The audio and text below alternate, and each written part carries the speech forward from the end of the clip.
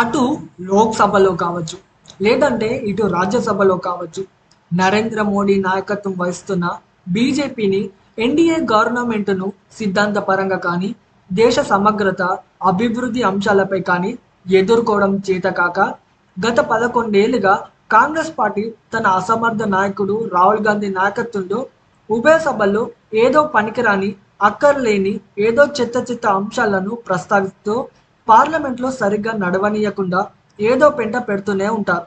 మొన్నటిదాకా వాళ్ళ ఈ అసమర్థ నాయకుడు రాహుల్ గాంధీ నాయకత్వంలో కాంగ్రెస్ మరియు విపక్ష నాయకులు భారత రాజ్యాంగాన్ని, ప్రజాస్వామ్యాన్ని కేంద్ర ప్రభుత్వం కూని చేస్తుందని డ్రామాలు చేశారు.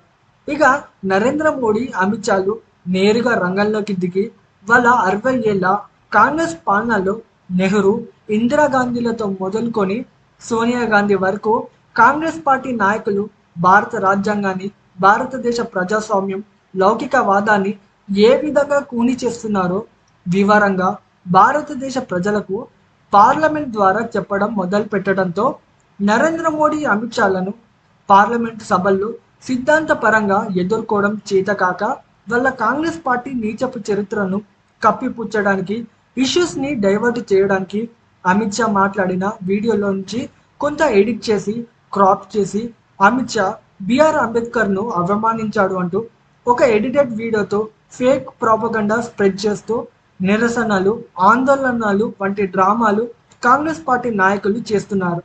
అసలు అమిత్ షా ఏమన్నాడు?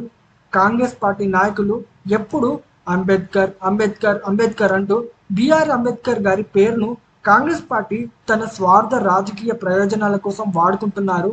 అసలు బిఆర్ అంబేద్కర్ గారి సిద్ధాంతాలను, ఆలోచనలను ఏ ఒక్క కాంగ్రెస్ పార్టీ నాయకులు గౌరవించలేదు అంటూ కొన్ని నిజాలను అమిత్ షా పార్లమెంటు ద్వారా భారతదేశ ప్రజలకు తెలియజేశాడు. నిజంగా ఆ కాంగ్రెస్ పార్టీ నాయకులు అంత శుద్ధపూసలైతే అప్పుడే అక్కడే ఇంకా గట్టిగా అమిత్ షాను సిద్ధాంతపరంగా ఎదుర్కోవాలి.